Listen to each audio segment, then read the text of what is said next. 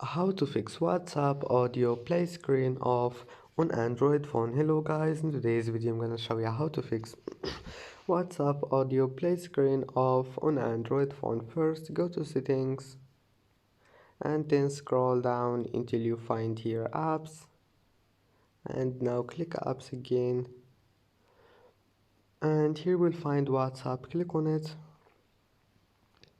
Now first then click here for stop and then go to storage and then clear cache and then go to permissions.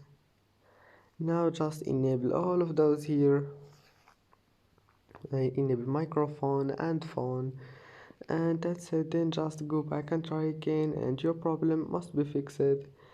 And if that doesn't fix your problem, just restart your phone and it will be fixed. And that's it for today's video. Don't forget like and see you in the next video.